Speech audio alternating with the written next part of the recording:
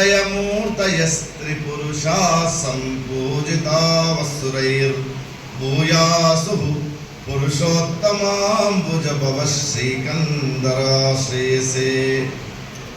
गुरुर्ब्रह्मा गुरुर्विष्णु गुरुर्देवो महेश्वरः गुरु साक्षात् परब्रह्म तस्मै శ్రీ గురవే నమః. తెలంగాణ ప్రాంత ఉపాధ్యాయ సంఘం ఆధ్వర్యంలో ఏర్పాటు చేసుకున్నటువంటి గురువందనం అనే ఈ సన్మానోత్సవానికి ముఖ్య అతిథిగా విచ్చేసినటువంటి పెద్దలు, మెదక్ పార్లమెంటు సభ్యులు శ్రీ మాధవనేని రఘునందన్ రావు గారు, ఆయన మాట్లాడడం మొదలు పెడితే ఒక వాదానికి, తర్కానికి, జల్పానికి, తర్క భాషకే పట్టం కట్టినట్టుగా ఉంటుంది.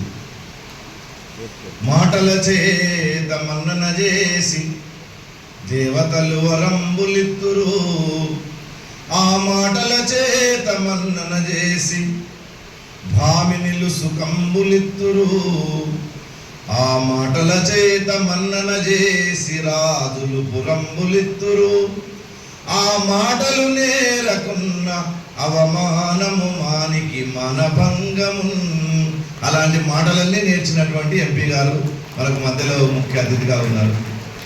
ఈ సభకు అధ్యక్షులుగా తపస్ జిల్లా అధ్యక్షులు మిత్రులు దత్తాత్రి గారు, ఈ కార్యక్రమానికి మరొక అతిథిగా విచ్చేసినటువంటి పెద్దలు తపస్ రాష్ట్ర ప్రధాన కార్యదర్శి, మాకు అత్యంత ఆత్మీయులైనటువంటి శ్రీ నవాజ్ సురేష్ గారు, సభావేదిక పైన ఆసీనులై ఉన్నటువంటి వెంకటేశ్వర్లు గారు, సుధాకర్ రెడ్డి గారు, భాస్కర్ దేశ్ గారు, సునార్ రమేష్ గారు, దుబాసి భాస్కర్ గారు, బసవరాజు గారు, నరసింహారెడ్డి గారు, ఈ కార్యక్రమానికి సంయోజకత్వం వహిస్తున్న మా తమ్ముడు భానుప్రకాష్ గారు, అట్లానే నా ముందు సన్మానాన్ని అందుకోబోతున్నటువంటి లేదా ఈ కార్యక్రమానికి విచ్చేసినటువంటి గురువులందరిలో ఉండేటటువంటి ఆ వ్యాస భగవానునికి శిరస్సు వంచి నమస్కరిస్తూ ఉన్నాను. తమ్ముడు అందరికీ చెప్తూ ఉన్నాడు, సమయం సూచిస్తున్నాడు, సమయ పాలన అందరూ చేయాల్సిందే. ఒక ఉపన్యాసకుడు ఇట్లే మాట్లాడుతుంటే ఒక ముసలాయన మధ్యలో లేచి ఇట్లా తిరుగుతున్నాడు. ఈ మాట్లాడటానికి కొంచెం భయం అనిపించి, ఏమైనా పెద్ద మనిషి ఎందుకు తిరుగుతున్నావు అన్నాడు. సార్ నీ జోలికి రాలేదు, నువ్వు మాట్లాడు అన్నాడు. మళ్ళీ ధైర్యం తెచ్చుకొని మాట్లాడుతుంటే ఒక 5 నిమిషాలు అయినాక అడ్డం తిరుగుతున్నాడు. ఈ అడ్డం తిరుగుతుంటే కొంచెం భయం వేసి మైకాడ పెట్టి దగ్గరికి పోయి, ఎందుకు ఏమైంది అట్లా అడ్డం తిరుగుతున్నావు చెప్పు అని అంటే, ఏం లేదు సార్ నీ దగ్గరికి రాలేదు, నీతో ఒక మాట మాట్లాడలే, నువ్వు మాట్లాడాను. సరే ఇంకా కొద్దిగా ధైర్యం తెచ్చుకొని మాట్లాడే ప్రయత్నం చేస్తుంటే కొద్దిసేపు అయినాక వాడు గోష ఎక్కట్టి కట్టే పట్టుకొని తిరుగుతున్నాడు. ఈ మాట్లాడడానికి భయం వేసి, నువ్వు ఎందుకు తిరుగుతున్నావో చెప్తేనే మాట్లాడతానన్నాడు. సార్ నేను నీ జోలికి రాలేదు, నిన్ను ఒక మాట లేదు, అసలు ఆ పిలిచినవాడు ఎవడో వాని విలువ వాని సంగతి చెప్తానన్నాడు. వాటి సమయాన్ని దృష్టిలో పెట్టుకొని మాట్లాడాలని తమ్ముడు అందరికి సూచించినట్టుగానే నాకు సూచించాడు. కాబట్టి మీ అందరి యొక్క సమయాన్ని వృధా చేయకుండా కొన్ని మాటలు మీ ముందు పెట్టడానికి ప్రయత్నం చేస్తాను. ఈ దేశము సనాతనమైనటువంటి ఆధ్యాత్మిక తాత్వికమైనటువంటి పరంపర కలిగింది అని అందరికీ తెలిసినటువంటి విషయం. ప్రపంచంలో ఉండే ఎన్నో సంస్కృతులు ఇప్పటి వరకు వాటి యొక్క ఆనవాళ్ళు కూడా లేకుండా పోయినటువంటి వైనాన్ని మనం చూస్తూ ఉన్నాం. కానీ ఈ దేశంలో ఇప్పటికీ 800 సంవత్సరాలు ఒక మతం వాళ్ళు దాడి చేసిన, 200 సంవత్సరాలు ఒక మతం వాళ్ళు దాడి చేసిన, ఇప్పటికీ ఈ దేశంలో ఇన్ని రకాల సంస్కారాలు నేను చెప్పగలిగినటువంటి ధైర్యము, ధీమత ఈ జాతిలో ఉందని చెప్పడానికి ఈ కార్యక్రమమే మనకు ఒక పెద్ద ఉదాహరణగా తెలియదు. మేము చిన్నప్పుడు సాయంత్రం అయితే దీపం పెట్టేసి, దీపానికి ఒక పద్యం ఉండేది. అందరు చిన్నపిల్లలందరినీ ఆ దీపం దగ్గర నిలబెట్టి, దీపము వెలిగిన ఇంటను దాపున శ్రీ లక్ష్మీదేవి ధనములనిచ్చున్, కాపాడుచుండు మనుజుల పాపంబులు పారదోలి పాలింపు సుమి. ఎవరింట్లో అయితే దీపం పెడతారో వాళ్ళ ఇంట్లో లక్ష్మీదేవి చాటుగా ఉండి వాళ్ళని కాపాడుతుంది అనేటటువంటిది దీని సారాంశం. ఇట్లాంటి ఒక సంస్కృతిని ఈ జాతిలో మనకు పూర్వం నుంచి అందించినటువంటి వైనాన్ని మనం చూస్తాం. అట్లానే స్కూల్లోకి వెళ్తే తేరా పలుకా బలుపము ఈరా అయవారి చేతికి ఇంపల రంగా పోరా భోజనము వేలకు రారా పద్యాలు చదువ రాజకుమారా అని పద్యాలు నేర్పించేటటువంటి ఉపాధ్యాయులు చెప్పే పాటలు. లేదు ఒక శతకాన్ని నేర్పించేటప్పుడు దండమయ విశ్వంబర దండమయ పుండరీక దళనేత్రహరి దండమయ కరుణానిధి దండమయ నీకు నెప్పుడు దండము కృష్ణ. ఈ పద్యం చదివి సార్ అడిగేవాడు ఎన్ని దండాలు ఉన్నాయో చెప్పులేసి అనేవాడు తక్కువ. మనం ఆ పురో గురించి ఆలోచిస్తాం కానీ దాంట్లో ఎన్ని దండాలు ఉన్నాయో ఆలోచించాం. ఇట్లాంటి పరీక్షలు పెట్టేటటువంటి ఉపాధ్యాయులు గొప్ప ఉపాధ్యాయులు ఆ కాలంలో. ఇక్కడ కూర్చున్నటువంటి చాలా మంది 2006 డిఎస్సి తర్వాత సెలెక్ట్ కానటువంటి వాళ్ళందరికీ చదువు చెప్పినటువంటి ఉపాధ్యాయులు ఇలాంటి అద్భుతమైనటువంటి చదువులు చెప్పారు అప్పుడు. ఇప్పుడు కేవలం ప్రోటోజువా, పోలిపెరా, సిలిండరేటా, ప్లాటియల్మంతిస్, నిమాటియల్మంతిస్, అనిలిడా, ఆర్థోపోడా, మొలస్కా, ఇకైనోటర్మేటా మానవీయమైనటువంటి విలువల్ని ప్రోధి చేసేటటువంటి విద్యకు మన సమాజం రోజు రోజుకు దూరం అవుతుంది. మనందరూ తెలుసు, రోజు పేపర్లు చదువుతున్నాం. ఒకడు తండ్రిని చంపింటాడు, ఒకడు భార్యను చంపుతున్నాడు, ఒక ప్రియురాలు భర్తను చంపేస్తున్నది, ఒక అన్న తమ్ముని చంపుతున్నాడు, తమ్ముడు అన్నను చంపుతున్నాడు ఆస్తుల కోసము. ఎక్కడ చూసినా అత్యాచారాలు. మరి ఇవన్నీ జరుగుతుంటే ఈ మానవీయమైనటువంటి విలువలు మనం ఎందుకు కోల్పోతున్నామని ఈ సమాజంలో ఉండే ఎవడు ఎందుకు ఆలోచించడం లేదు. ఎవడు అని ఎందుకంటున్నా అంటే ఈ సమాజాన్ని పరిపాలించేటటువంటి వ్యక్తులు ఆలోచించాల్సినటువంటి అవసరం ఉంది. మనం ఏం పథకం ఇస్తాము, ఎవరిని ఎట్లా పైకి లేపుదాము, వాళ్ళ ఓట్లు ఎట్లా దండుకుందామనే ఆలోచన ఈ సమాజంలో ఉంది. కానీ ఇన్ని అకృత్యాలు ఈ సమాజంలో మన కళ్ళ ముందు జరుగుతుంటే మానవీయ విలువలు కోల్పోయినటువంటి సమాజాన్ని నీవు ఆర్థికంగా అభివృద్ధి చేసి ఏం చేసుకుంటావు? ఆ మానవీయ విలువలు కోల్పోవడానికి ఏ రకమైనటువంటి మాధ్యమాలు ఇవాళ మనుషుల యొక్క మనసుల మీద పనిచేస్తున్నాయి. ఇవాళ ఇందాక నేను చదివినటువంటి పద్యాలు లేకపోతే ఒక విలువలు నేర్పేటటువంటి విషయాలు ఇవాళ మీ బిడ్డలకు చెప్తే వినే పరిస్థితి ఉందా అండి? వాడు చదివే ఎల్కేజీ, వాని మెడకో 20 kg, వానికి టిఫిన్ ప్యాకేజీ, వాని వాటర్ డబ్బా లీకేజీ, వాని చదివే డ్రైనేజీ. ఇది ఇవాళ ఉన్నటువంటి దుస్థితి. మరి సినిమా పాటలు ఏమున్నాయి?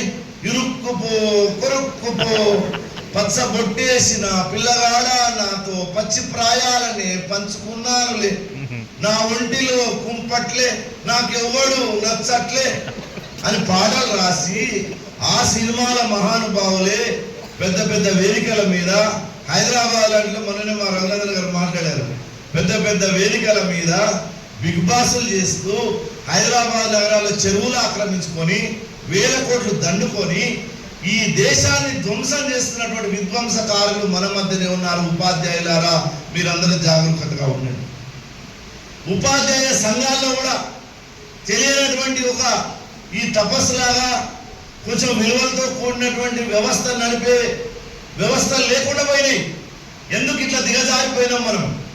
ఈ దిగజారుతనం ఎందుకు వచ్చింది ఉపాధ్యాయుల లోపలని కూడా మనం అందరం ఆలోచించాల్సినటువంటి అవసరం ఉంది.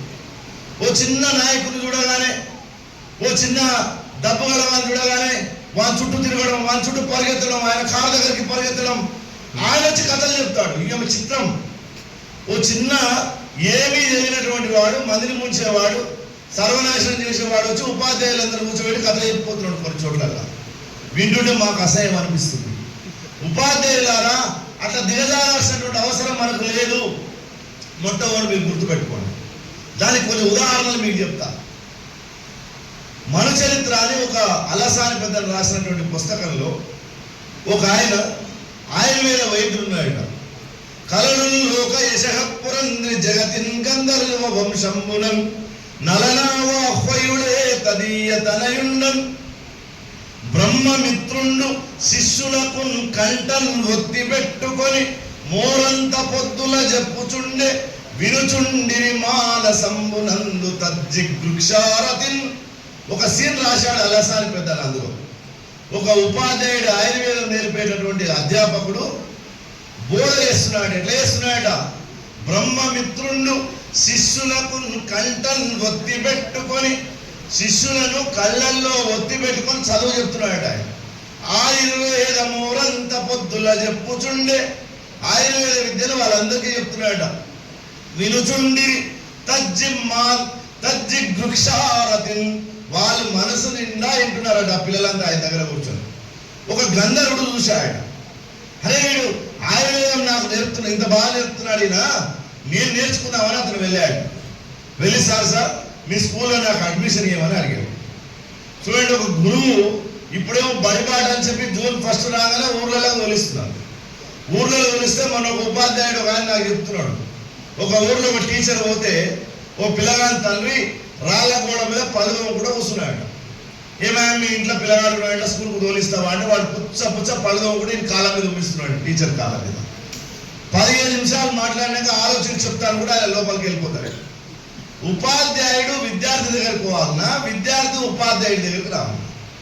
ఇవాళ నువ్వు 1000 గురుకులాల పెట్టేసి కులం పిచ్చి లేపి తెలంగాణ రాష్ట్రాన్ని మొత్తం విధ్వంసం చేసి ఉన్నటువంటి గవర్నమెంట్ పాఠశాలను మొత్తం ధ్వంసం చేస్తున్నది ఎవరు? విద్యా హక్కు చట్టం ప్రకారంగా ఎక్కడ కూడా ఎవరికి టెస్ట్ పెట్టద్దు, కానీ టెస్ట్ పెట్టి మంచి వాళ్ళు తీసి నివేసుకుంటావు, మొత్తం చెత్తసాకు తీసి మా వాళ్ళ దగ్గర తోలిచ్చి మంచి రిజల్ట్ రాలేదని వీళ్ళని అడుగుతాం. ఇంత దుర్మార్గం ఏం చేస్తారు? ఈ విధంగా అడ్మిషన్లు పెంచాలని మళ్ళీ ఒకవైపు ఒత్తిడి పెరుగుతున్నది. నా పాఠశాలలో మరుగుదొడ్లు ఉండవు, స్వీపర్ ఉండడు, స్కావెంజర్ ఉండడు, ఊడ్చేవాడు ఉండడు. లోపలికి వెళ్ళి చూస్తే గవర్నమెంట్ స్కూల్లో చాలా మంది టీచర్లు చెప్తుంటారు, బీర్ బాటిల్స్ తాగి పడేసిపోతారు. అది కూడా హెడ్ మాస్టర్ 15 నిమిషాల ముందు పోయి తీసేయాలి, లేకపోతే ఆయన పరుగు పోతుంది. అలాంటి దుస్థితి ఇవాళ ప్రభుత్వ పాఠశాలలో ఉంది. మరి ఇట్లాంటి ఉన్నప్పుడు నువ్వు చేసేది బడిపాట తప్ప ఇంకేం పాట లేదు, నిజంగా ఏం పాట. కానీ ఆనాడు ఈ గంధర్వుడు పోతే ఆ గురువు అన్నాడు, ఆయుర్వేద గురువు, నటవిట గాయక గణిక వచ్చి దురసము గోలెడు చెవికిన్ కటువి శాస్త్రము వలలిచ్చట నిన్ను చదివింపకున్న జరగదే మాకున్. అడ్మిషన్ నిరాకరించడానికి ఎంత మంచి మాట చెప్పిండో చూడండి. నట విట గాయక గణిక వచ్చి దురసము గోలెడు చెవికిన్ కటువి శాస్త్రము. నటులు విటులు గణికుల యొక్క వాళ్ళ వెంబడి తిరిగేటటువంటి వాళ్లకు లేదా ఆ పనులు చేసేటటువంటి వాళ్లకు ఆయుర్వేద విద్య కటువు, ఇది చెప్పేటటువంటి శాస్త్రం కాదు అన్నాడు ఆయన. నటవిట గాయక గలిక వచ్చి దురసము గోలెడు చెవికిన్ కటువి శాస్త్రము వలలిచ్చట, నువ్వు ఉండాల్సినటువంటి అవసరం లేదు, వలలిచ్చట నిన్ను చదివింపకున్న జరుగదెమాకున్. ఒకవేళ నిన్ను చదివించకుండా నా ఇల్లు నడవదనుకుంటున్నావా? గెటౌట్ అనగలిగాడు ఆ గురువు ఆనాడు. మరి కూర్చొని కాయబాల గ్రహోద్వాంగకములు 4, కాయ బాల గ్రహ ఊర్ధ్వ అనేటటువంటి 4 ఆయుర్వేద అంగాలు. కాయ బాల గ్రహోద్వాంగకములు 4, శల్య దంశ వృష సంజ్ఞ 4. ఆయుర్వేద వైద్యం 8 నెలల నేర్చి, ఈ 8 రకాలైనటువంటి ఆయుర్వేద వైద్యాన్ని 8 నెలలు నేర్చుకున్నాడు. నేర్చుకొని వాడు ఊరుకుండగా లేచి అన్నాడు అంత మందిలోకి వెళ్ళి, గురుగారు నీవు నాకు అడ్మిషన్ ఇవ్వకపోతే నేను నేర్చుకోలేదు అనుకున్నావా? గుండ్రాడాచిన పెళ్లి ఏమిటికి చిక్కు అన్నాడు. గుండ్రాయి దాపెడితే పెళ్లి ఏమైనా అవుతుంది అనుకుంటున్నావా? గుండ్రాయి అంటే సాండ్రాయి పెడుతుంది కాలు దొక్కేటప్పుడు, అలాంటి రాయి దాపెడితే పెళ్లి ఆగిపోతుంది అనుకుంటున్నావా? నువ్వు నేర్పకుండా నేను నేర్చుకున్నాను అన్నాడు. ఈ గురువు ఎంత శక్తివంతుడు అంటే కకపాలలోని బూదింగోని ఆయన వేసుకున్నటువంటి జోలలో చిన్న బూడిద తీసి, అరే ఈ మాయ చేత విద్యను గ్రహించుటయే గాక ఎటమటమున విద్య కొనుటయున్ గాక గుటగుటలు గురువుతోన అని పటపటలు పళ్ళు కొరికి కటకటమ్మున నొడలు ముడిచి ఆయనకు అంత మంటలు వేసిందట. నీవు ఎటమటమ్మున విద్య తీసుకోవడమే కాక నన్ను అవమానిస్తావని జోలి నుంచి బూడి తీసి వారి మీద చల్లి, నీవు అశ్రుగ్రసం, నీవు పిశాచి వైపోవుగాక, రక్త మాంసాలు తినేటటువంటి పిశాచి వైపోవుగాక అని శాపం ఇవ్వగలిగినటువంటి గురువులు ఈ దేశంలో పూర్వం. మరి ఇవాళ ఎందుకు భయపడుతున్నారండి? ఎవరిని చూసినా భయపడుతున్నారు టీచర్లు. మీ ఉద్యోగాలు మీరు చేసేటప్పుడు మన ఉద్యోగాలు మనం సక్రమంగా నిర్వహిస్తున్నాం, కానీ ఎందుకంత బెరుకు? ఒక దేశం గురించి మాట్లాడరు, ఓ ధర్మం గురించి మాట్లాడరు, ఒక పేజీ రాయరు, ఒక పేజీ వ్యాసం రాయరు. ఎప్పుడో తాతల కాలం నాడు చదువుకున్న బీఈడి మళ్ళీ ఒకనాడు పుస్తకం తీసి సచ్చేయలేదు అని టీచర్ల సభలో చెప్పొద్దు. కానీ నేను చెప్తున్నాను ఇవాళ మీ అందరినీ కోరుతున్నా, దేశం కోసం నిలబడండి, ధర్మం కోసం నిలబడండి, సంస్కృతి కోసం నిలబడండి, మీకోసం మీరు నిలబడే వాళ్ళు అవుతారు. గుర్తుపెట్టుకోండి. శ్రీరామచంద్రుడు 14-13 సంవత్సరాలు ఉన్నప్పుడు విశ్వామిత్రుడు వాళ్ళ యొక్క కొలువుకు వచ్చిండట. దశరథ మహారాజుకు లేక లేక పుట్టినటువంటి పిల్లలు పెద్ద యజ్ఞం చేస్తే పుట్టారు నలుగురు. ఈ నలుగురులో 2 రామలక్ష్మణులు. ఈ విశ్వామిత్రుడు వస్తుంటేనే దశరథుడు ఎదురేగి మధ్యలోకి పోయి, స్వామి రండి, ఆయనకు పాదాలు కడిగి తీసుకొచ్చి సింహాసనం మీద కూర్చోబెట్టి, ఏమి కావాలి నీకు ఏమి కావాలంటే అది ఇవ్వడానికి సిద్ధంగా ఉన్నాను అన్నాడు ఆ రాజు. అంటే విశ్వామిత్రుడు అన్నాడు, నాకేమొద్దు బాబు, దండకారణ్యంలో ఈ మధ్యకాలంలో తీవ్రవాదులు ఎక్కువైపోయారు. ఒక రాక్షసి ఉంది, ఆ రాక్షసి కొడుకులు 2 కలిసి మొత్తం మా యజ్ఞాలను ధ్వంసం చేస్తూ ఉన్నారు. కాబట్టి నీవు నీ కొడుకులను 2 మా యాగ రక్షణ కోసం పంపించు అన్నాడు. మారీచుడు సుబాహుడు అనేటటువంటి 2 రాక్షసులు వాళ్ళ తల్లి కలిసి మొత్తం మా యొక్క అరణ్యాన్ని మొత్తం ప్రశాంత వాతావరణం లేకుండా చేస్తుందంటే, అప్పటి వరకు నీకు ఏమి కావాలన్నా ఇస్తానన్నటువంటి దశరథ మహారాజు ఒక్కసారిగా ఎంత మాట అడిగారండి. ఇంకా ఏమన్నాడు, వేండి అది ఒక్కటి తప్ప అన్నాడు. ఆయన కావాలంటే నేను వస్తాను అన్నాడు. నువ్వెందుకు ముసలోడు ఏం చేయడానికి వస్తావు, నాకు కావాలి వాళ్ళిద్దరే నేను అంటాడు గురువు. ఇప్పటిదాకా నువ్వేమన్నావు, నువ్వు ఏమి కావాలంటే అది ఇస్తానావు కదా, నువ్వు మాట తప్పుతున్నావు. దిలీపుడు, హంసమంతుడు, భగీరథుడు, నిమి చక్రవర్తి, హరిశ్చంద్రుడు, పురూరవుడు మొదలైనటువంటి రఘు మహారాజు లాంటి గొప్ప గొప్ప వాళ్ళు పుట్టినటువంటి వంశంలో పుట్టి నువ్వు మాట తప్పుతావా? ఇప్పటిదాకా నీ ఫోటోలు, అందరి ఫోటోలు ఇప్పటిదాకా ఇప్పుడు నేను చెప్పిన పేర్లను అక్కడ పెట్టారు. ఇప్పుడు నువ్వు మాట తప్పుతున్నావు కాబట్టి రేపు నీ ఫోటోలు లేకుండా బిడ్డ జాగ్రత్త అన్నాడు విశ్వామిత్రుడు. రాజును బెదిరించాడు గురువు. వెంటనే వశిష్ఠుడు అన్నాడు, దశరథ మహారాజా నువ్వు భయపడాల్సినటువంటి అవసరం లేదు. విశ్వామిత్రుడు సామాన్యుడు కాదు, రాజర్షిగా ఉండి బ్రహ్మర్షిగా అయినటువంటి వాడు, సృష్టికి ప్రతిశుద్ధి చేయగలిగినటువంటి వాడు, గొప్ప గొప్ప రాక్షసులను తన తపోశక్తి చేత భస్మం చేయగలిగినటువంటి వాడు. నీ కొడుకులను అడుగుతున్నానంటే ఏదో ప్రత్యేకమైనటువంటి ప్రయోజనం ఉంది.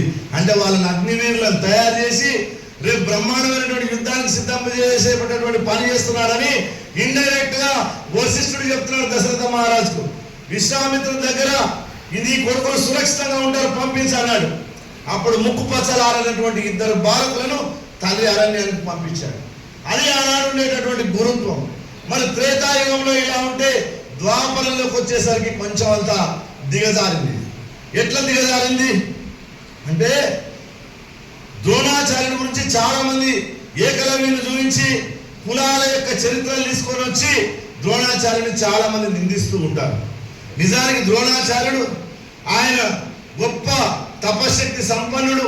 ఈ భారతదేశంలోనే ధనుర్విద్యలో అతన్ని మించినటువంటి విధంగా అతన్ని మించిన వాడు లేకుండా అతను సాధన చేసినటువంటి వాడు. పరశురాముని చేత, అగ్నివేశుని చేత గొప్ప గొప్ప ఆయుధాలు పొందినటువంటి వాడు. ఆ ద్రోణాచార్యుడు గురుకులంలో చదువుకుంటూ ఉంటే ఆయనతో పాటుగా ద్రౌపదీ దేవి వాళ్ళ యొక్క నాయనైనటువంటి పాంచాల దేశాన్ని పరిపాలించినటువంటి ద్రుపద మహారాజు కూడా 2 క్లాస్మేట్స్. అయితే ఆయన రాజు, ఈయన విప్రుడు.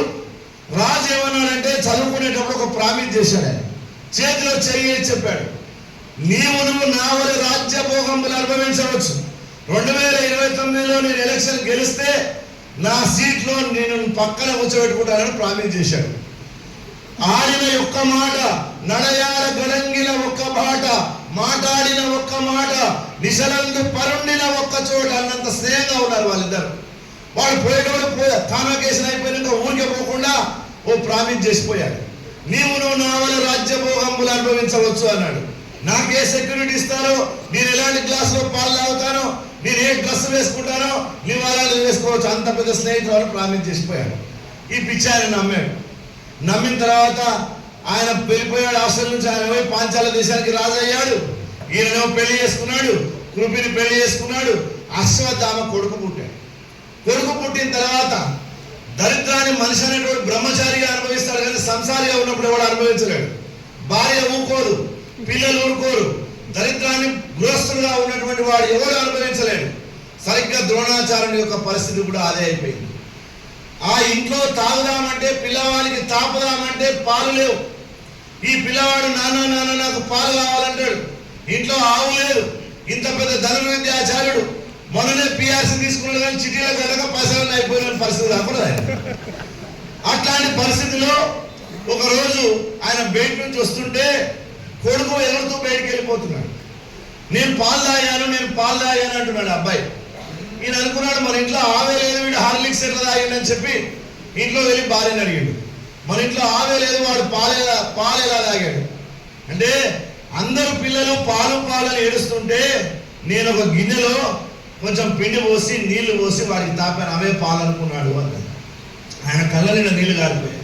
అయ్యో, నేను ఇంత పెద్ద ధనుర్విద్య ఆచారుడు, పరశురాముడు లాంటి ఈ భువనాన్ని మొత్తం 21 సార్లు జయించినటువంటి పరశురాముని దగ్గర విద్య పొందినటువంటి వాడిని, ఎన్నో అస్త్ర విద్యలు ఉన్నటువంటి అగ్నివేశం దగ్గర శిష్యరికం చేసినటువంటి వాడిని, నాకు ఈ కర్మ పట్టింది ఏంటి, నా కొడుకుకు ఈ గ్లాసుడు పాలింపించుకోలేకపోతున్నానని బాధపడ్డాడు. బాధపడి వెంటనే భార్యతో బాధపడుతూ ఉంటే ఆమె అన్నది, మీ ఫ్రెండ్ గురించి ఎప్పుడు చెప్పేవాళ్ళు కదండి, ఆయన రాజు అయిన తర్వాత మిమ్మల్ని పక్కన కూర్చోబెట్టుకుంటా అన్నాడు కదా, పక్కన కూర్చోబెట్టుకోకుండా పర్వాలేదు, పిలిచి ఒక ఆవిస్తే సంతోషం, మీరు వెళ్ళి అడగండి అన్నారు. ఆయన నమ్మకంతో పిచ్చివాడు అక్కడికి బయలుదేరిపోయాడు. ఐడి కార్డు తీసుకొని నానా కష్టాలు కూడా లోపలికి పోవడమే మనకి పెద్ద కష్టం అయిపోయింది. ఆ రోజు లోపలికి పోతే ఈ ద్రుపదుడు మనిషినే గుర్తుపట్టకుండా పైకి కిందికి చూసి అన్నాడు, ధనపతితో దరిద్రునికి ఎక్కడైనా స్నేహం ఉంటుందా? వరూతితో నవరూతికి, నపుంసకుడితో నవయవనవతి అయినటువంటి స్త్రీకి, కడు పేదవానితో ధనవంతునికి, మూర్ఖునితో పండితునికి ఎక్కడైనా స్నేహం ఏర్పడుతుందా? అవయా పిచ్చోడా, నువ్వెవరో నాకు తెలియదు పో అన్నాడు. ఇప్పటిలాగా ఆధార్ కార్డు ఉంటే, ఐడి కార్డు ఉంటే చూపించేవారే, నేను ఒకటే స్కూల్ చదువుకున్నామని అనేవాళ్ళం. అది లేదు కాబట్టి ద్రోణాచార్యుడు అమాయకంగా బయటికి వెళ్ళిపోయాడు. ఆయనకు విపరీతమైన బాధ కలిగింది. అబ్బా, ఎంత అవమానించాడు నన్ను, ఈ అవమానానికి ప్రతీకారంగా తన యొక్క తలను తాకట్టు పెట్టైనా సరే పగ తీర్చుకోవాలనుకున్నాడు ద్రోణాచార్య. గురువు అక్కడ దిగజారాడు, గుర్తుపెట్టుకోండి.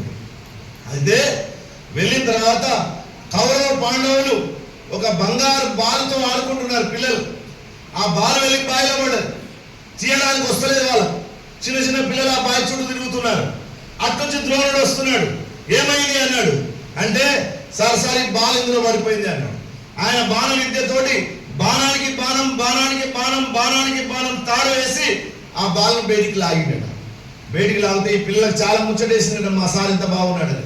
వెంటనే భీష్మాచార్యుడు వచ్చి ఈయనకు అపాయింట్మెంట్ ఇచ్చి ఆయన సెలెక్ట్ చేసి మా పిల్లలకు ధనుర్విద్య చెప్పు అన్నాడు.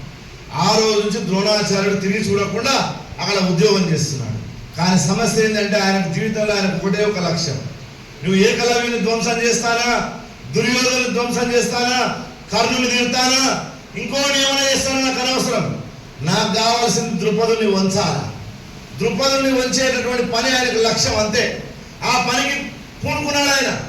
వెంటనే అర్జునుడిని తయారు చేసి చివరికి యుద్ధం ద్రుపదుని పైకి చేయించి ద్రుపదుని పట్టుకొని తీసుకొని వచ్చి ఆయన కాళ్ళ ముందు పడేశాడు. కాళ్ళ ముందు పడేస్తే ఈయన ఊరికే ఓ దెబ్బ కొట్టినా బాగుండేది, ఆ మాట అన్నా బాగుండేది అనకుండా ద్రుపద మహారాజులు ఉన్నారే అన్నాడు ఆయన. ఇంత పెద్ద దీర్ఘం తీశాడు. ఇక్కడ మూట జరపండి అటు ఇటు ఒక్కసారి చూద్దాం అని మూటలా కట్టుకొచ్చినటువంటి ద్రుపదుని కాలు చేతులు కట్టేసుకొని తీసుకొస్తే ఒకసారి అటు ఇటు కదిలిండి అన్నాడు ఆయన. నేను క్షమించాను పో అన్నాడు. ఈ మాట వానికి ఒళ్ళు మండింది. వాడేం చేశాడు, నన్ను ఇంత అవమానపరిచినటువంటి ద్రోణాచార్యుని చంపేటటువంటి కొడుకు కావాలా, నన్ను పట్టుకొచ్చినటువంటి అర్జునుడు లాంటి అల్లుడు కావాలి, ఎందుకంటే ఆయన కొడుకు కాలేడు కాబట్టి. ఇలాంటి అల్లుని కావాలంటే బిడ్డ కావాలా అని ఆయన యజ్ఞం చేసి ద్రౌపదిని కన్నాడట. ఆ ద్రోణాచార్యుడి కొలువులో ఉంటే ఆయన ఎంత దిగజారిపోయాడంటే, ఓ రకంగా చెప్పాలంటే ఆయన లక్ష్యం అంతా ద్రుపదుడే, ఇంకా ఏ లక్ష్యం లేదు ఆయన జీవితంలో.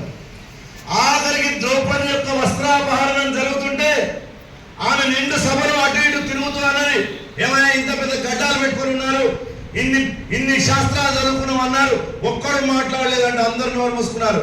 కానీ నిజంగా టీచర్ కాబట్టి ఆయన హృదయం కదిలింది. ఒక్క ద్రోణాచార్యుడే సభను బైకాట్ చేసేటటువంటి ప్రయత్నం చేశాడు. ఆయన లేచి బయటకు వచ్చాడు. బయటకు వస్తే వెంటనే దుర్యోధనుడు అశ్వత్థామని గీచాడు. అశ్వత్థామ దుర్యోధనుడు క్లోజ్ ఫ్రెండ్స్. మీ నాయన కారు ఎక్కుతున్నాడు, ఆయన నాపో అన్నాడు. అనగానే వాడు వెళ్ళి, డాడీ నువ్వు ఇక్కడ నుంచి పోవడానికి వీల్లేదు అన్నాడు. నువ్వు పోతే నేను ఇక్కడ రాను. అక్కడ పుత్ర వ్యామోహం వచ్చింది ఆయన. వెంటనే ద్రోణాచార్యుడు మళ్ళొచ్చిన వారు మూసుకొని సభలో కూర్చున్నాడు.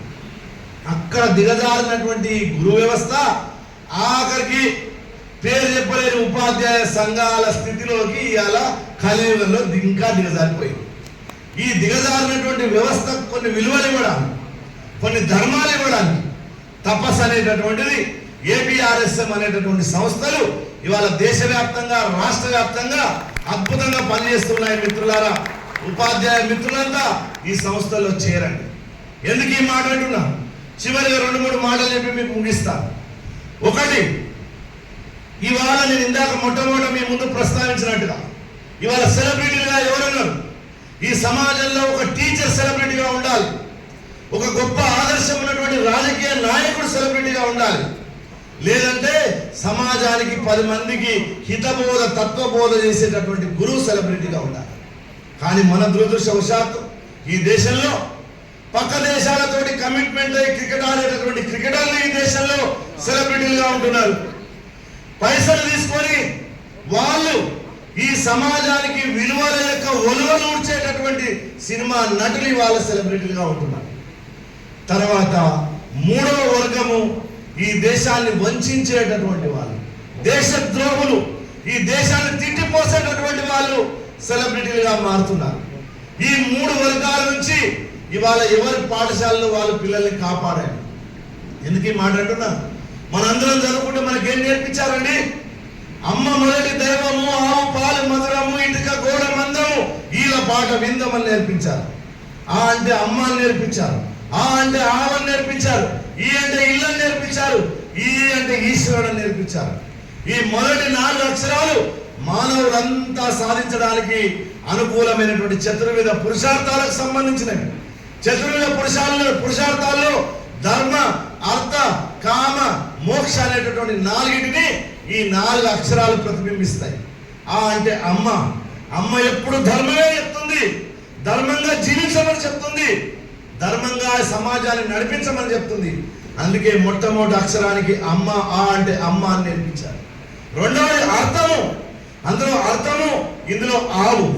ఆవు అంటే ఈ దేశం యొక్క ఒక సంపద, ఒకనాటి సంపద. అది ఆరోగ్యము, అది ఆనందము, అది ఇంటి ముందర ఉంటే చాలు కుటుంబం మొత్తం శాంతిగా ఉండేటటువంటిది. ఏ రోగము రాకుండా కుటుంబం మొత్తం జీవించాలంటే ప్రతి ఇంట్లో గో సంపద ఉండాలని ఈ దేశం చెప్పింది. అందుకే రెండవది అర్థానికి ప్రతీకగా ఆవును పెట్టారు. మూడవది కామము. కామం అంటే మనకు తెలిసినటువంటి కొంతమంది కొత్త కొత్త అర్థాలు చెప్తారు. సరస్వతి నమస్తుభ్యం వరదే కామరూపిణి అంటే కూడా పలికిమాలని అంటాడు. కామరూపిణి అంటే ఆమె కోరికలు ఉన్నాయంటాడు. కామరూపిణి అంటే కోరికలు కలిగిందని కాదు అర్థము. కామరూపిణి అంటే వేరు వేరు వేషాలలో, వేరు వేరు రూపాలలో, వేరు వేరు స్వరూపాలలో దర్శనం చేయదగ్గది అని అర్థం. అట్లాంటి కామము, కోరికలు తీర్చుకునేటటువంటి దానికి 3వ అక్షరంగా ఇల్లు అని పెట్టారు. నీ ఇంట్లో నువ్వు కోరికలు తీర్చుకోవాలి. నువ్వు పానీపూరి చేస్తే తింటావంటే మీ అమ్మ చేసి పెట్టాలి. నువ్వు లడ్డు కావాలని ఇంట్లో చేసి పెట్టాలి మీ పిల్లలకు. మీరు ఎంతసేపు హాట్ చిప్స్ మీద ఆధారపడకూడదు, కర్రీ పాయింట్ల మీద ఆధారపడకూడదు. అప్పుడప్పుడు అమ్మలు, టీచర్ అమ్మలు కూడా వాళ్ళ ఆయన తోలిస్తుంటారు. ఈరోజు నాకు చేయబుద్ధి అయితే తీసుకురాపో అంటే ఆయన పరిగెత్తుకొని బండి వేసుకొని ఆ వర్షాల్లో పడి తగలబడిపోయి చేసింది ఏదో తీసుకొచ్చి పెట్టేస్తాడు. ఇంట్లో నీ కోరికలు తీర్చుకోవాలా అనేటటువంటి సూత్రాన్ని 3వ అక్షరానికి ఈ అని నేర్పించారు. 4వది, ఈ సృష్టిలో, ఈ దేశంలో మొత్తం తత్వశాస్త్రాన్ని అధ్యయనం చేస్తే మానవుని ముముక్షువుగా ఉండడానికి, ముక్తి మార్గాన్ని నేర్పించడానికి ఆధారభూతమైనటువంటిది ఈశ్వరుడు, పరమేశ్వరుడు. ఈశ శబ్దం వేదం చెప్పింది. ఈశ్వరుడిని మనం అనుకునే శివుడు మాత్రమే కాదు. అట్లాంటి ఈశ్వరుడిని పట్టుకోవాలంటే నీకు మోక్షము రావాలి. జీవాత్మ పరమాత్మ సంయోగే యోగ ఉచ్యతే.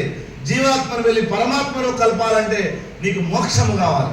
ఆ మోక్షానికి ఆధారభూతమైనటువంటి వాడు ఈశ్వరుడు. అందుకొరకం ఆ అంటే అమ్మ, ఆ అంటే ఆవు, ఈ అంటే ఇల్లు, ఈ అంటే ఈశ్వరుడు 4 నేర్పించారు. ఇప్పుడే నేర్పిస్తున్నారు. ఆ అంటే అమలాపురం, ఈ అంటే ఈల వేసే జనం, ఈ అంటే ఇచ్చాపురం, ఊ అంటే ఊగే జనం అని నేర్పిస్తున్నారు. లేదంటే ఏ అంటే యాపిల్ ఎప్పుడు తింటూ ఉండు, బి అంటే బ్యాటు ఎప్పుడు మన పిల్లలంతా ఆడుతూనే ఉంటారు, వాడికి ఏమీ తెలియదు. సి అంటే క్యాట్, పిల్లి లాగుండు, పిల్లి బుద్ధులని దొంగ బుద్ధులు నేర్చుకో. డి అంటే తాగు, ఎప్పుడు బానిస లాగుండు. ఈ 4 శబ్దాలను మొట్టమొదటి నేర్పించి మొత్తం ఈ సంస్కృతి విధ్వంసం చేశారు. ఈ దేశంలో ఉన్న మన తెలుగు భాషలో ఉన్నటువంటి 56 అక్షరాలు మొత్తం భారతదేశంలో ఒకప్పుడు ఉండేటటువంటి, ఇందాక అమ్మాయి వాడింది చూడండి. అజనాభ దేశం అంటే 56 చెప్పన్నారు దేశాలు. ఆ దేశాల పేర్లు మీ పెళ్లిల్లో ప్రతి వాళ్ళ యొక్క పెళ్లిలో మహాసంకల్పంలో చదువుతుంటారు. మన దరిద్రం ఏంటంటే ఆ పెళ్లి అయ్యేటప్పుడు ఐస్ క్రీమ్ల మీద వచ్చిన వాళ్ళ మీద ఫోటోల మీద ఉంటుంది కాబట్టి 56 దేశాల పేర్లు తినే అవకాశం ఉండదు. ఎవరైనా పురోహితుడు ఉంటే ఇప్పించుకొని ఆ పుస్తకం తీసుకొని చూడండి. 56 దేశాలకు ప్రతీకగా 56 అక్షరాలు ఈ యొక్క భాష పెట్టుకున్నారు. 56 అక్షరాలకు మూలమైనటువంటి సంస్కృత మహేశ్వర సూత్రాలు 14 మహేశ్వర సూత్రాలు. ఐ ఉన్ రులకు ఏ ఓంగ్ హయౌచ్ హయవరట్ లన్ యమగణనం జబై గడదశ్ జబ గడదశ్ కపచట తచట తౌ శేష సర్ హల్ అనేటటువంటి 14 మహేశ్వర సూత్రాల ద్వారా మొత్తం భారతీయ భాషల యొక్క అక్షర సమన్వయం ఏర్పడ్డది. ఇందాక చేసినటువంటి నృత్యం మహేశ్వరుడు యొక్క శివతాండవం నుంచి ఏర్పడ్డది. ఇందాక ఈ దేశంలో రోజు ఆయుర్వేదం అనేటువంటి ఆయుర్వేదం ఈ దేశంలో శివుని యొక్క విద్య. ఇన్ని విద్యలు అందించినటువంటి ఈ దేశం ఎప్పుడు గురుస్థానంలో ఉంది. ఇవాళ విశ్వగురు గురువు కావాలని మనం అంతా కోరుకుంటున్నామంటే మనం చేయాల్సినటువంటి పని ఏంటి? మనం మన స్థానంలో కేవలం మనకు మాత్రమే పరిమితమైపోకుండా చిన్న బొజ్జకు శ్రీరామ రక్ష, నేను ఒక్కరి బాగుంటే సరిపోతుంది, నాకిద్దరు మేమిద్దరం అనేటటువంటి భావన లేకుండా మొత్తం భారతీయ ఆత్మకు ఆధారశిలగా ఇవాళ ఉపాధ్యాయుడు మారాల్సినటువంటి అవసరం ఉంది. తమ్ముడు ఇందాక చెప్తూ ఉన్నాడు, గురువు అంటే శిష్యుడు అంటే వివేకానందుడు, రామకృష్ణ పరమహంస లేకుంటే వివేకానందుడు లేడు, మాతా అరవిందుడు లేడు, అరవిందుడు లేకుంటే అని చెప్తూ ఉన్నాడు కదా. అసలు మనం అరవిందులమా, మనం దయానందులమా, మనం వివేకానందులు లాగున్నామా, మనం రామకృష్ణ పరమహంస లాగున్నామా? గురు శబ్దానికి అర్థం ఏంటి? ఆయన ఇందాక ఫస్ట్ మొదట్లోనే చెప్పాడు, అక్కడ లోవలో చదువుకోండి అన్నాడు. సా విద్య యా విముక్తే which is liberates you, that is called education. ఏది నిన్ను అజ్ఞానం నుంచి విముక్తి చేస్తుందో దాని పేరు విద్య అని ఈ దేశం చెప్పింది. అలాంటి గురువుగా మనం మారాల్సినటువంటి అవసరం. అలా మారకపోతే జరిగేటటువంటిది అంటే ఈ దేశం యొక్క సంస్కృతి, ఈ దేశం యొక్క తత్వము, ఈ దేశం యొక్క ధర్మము మనకు తెలిసేటటువంటి అవకాశం లేదు. నేను ఎమోషనల్గా చెప్పినా కానీ మీరందరూ కనెక్ట్ కావాల్సినటువంటి అవసరం ఉంది. ఎవరిని నిందించడానికి కాదు, గురువుల పట్ల అపారమైనటువంటి గౌరవం, ప్రేమ ఉన్నటువంటి వాళ్ళం. ఎందుకు ప్రేమ ఉంది అంటే ఆ గురుత్వం ద్వారానే, ఆ ధర్మము ద్వారానే, దానికి ఉండేటటువంటి తత్వం ద్వారానే ఇవాళ ఈ స్థానంలో మేము కూడా నిలబడి ఉన్నాం. కాబట్టి దాన్ని కాపాడాల్సినటువంటి బాధ్యత మనందరి మీద ఉందని తెలియజేస్తూ, మరి నాకు ఈ అవకాశం ఇచ్చినటువంటి మిత్రులకు, సంగారెడ్డి తపస్సు సంఘానికి, సన్మానం అందుకోబోతున్నటువంటి ఉపాధ్యాయులందరికీ, ఎందుకంటే ప్రభుత్వ సన్మానాలను ఎలా ఉన్నాయో మనందరికీ తెలుసు కాబట్టి, మా తపస్సు వాళ్ళు 3-4 సంవత్సరాల నుంచి ఇంత అద్భుతమైనటువంటి చాలా మంది నిజంగా పనిచేసేటటువంటి ఉపాధ్యాయులను గుర్తించి సన్మానాలు చేస్తున్నారు. ఈ రోజు నాకు అక్కడక్కడ బాధ కలిగేది ఏంటంటే లక్షలాది మంది అద్భుతమైనటువంటి ఉపాధ్యాయులు ఉన్నారు. వాళ్ళ యొక్క జీవితాన్ని పిల్లలకు కూడా కల్పిస్తారు. పొద్దునే లేచి 3 బస్సులు ఎక్కుతుందో ఆమె చెప్పి ఎక్కడ తిరిగిపోతుందో తెలియదు. 3 బస్సులు హైదరాబాద్కి వెళ్ళి పరిగెత్తుకొని పోయి జైలాబాద్ అత్తూరులో పోయి పనిచేసి వస్తారు. అంత మంచి టీచర్లు ఉన్నారు. వాళ్ళ అత్తను చూసుకోదు, వాళ్ళ ఆయనను చూసుకోదు, వాళ్ళు ఉన్న చంటి బిడ్డను కూడా చూసుకోకుండా ఆ పిల్లల కొరకు అంత ప్రేమ ఊళ్ళో చూపిస్తుంది. ఇంత మంచి టీచర్లు ఈ దేశంలో ఉన్నారు. కొందరు టీచర్లు ఫీజులు కడతారు, బట్టలు ఇప్పిస్తారు, పిల్లల పట్ల అపారమైన ప్రేమ చూపిస్తారు. వాళ్ళందరూ విడిచిపెట్టారు. ఎవడో ఒకడు పనికిమాలిన ఉంటాడు, వాళ్ళని చూపించేసి మొత్తం టీచర్ వ్యవస్థనే తప్పైంది అంటున్నారు. దీన్ని కూడా మనం కనిపెట్టాల్సినటువంటి అవసరం ఉంది. ఈ మాట కూడా గట్టిగా మాట్లాడాల్సిన అవసరం ఉంది. ఎందుకంటే ఒక్కరిని చూపించి లక్షలాది మంది యొక్క ఆత్మ గౌరవాన్ని విధ్వంసం చేయొద్దు. అట్లా చేయడం అనేటటువంటిది మహాపాపం. గురు నింద ఏ దేశం చేస్తుందో, ఏ సమాజం గురువు యొక్క నింద చేస్తుందో ఆ సమాజానికి శాంతి ఉండదు, ఆ సమాజానికి శ్రేయస్సు ఉండదు. కాబట్టి మిత్రులారా, మనం అలాంటి వాటన్నిటి పట్ల జాగరూకతతో ఉండాలని నాకు ఈ అవకాశం ఇచ్చినటువంటి మీకు ధన్యవాదాలు తెలియజేస్తూ ముగిస్తున్నాను. నమస్కారం.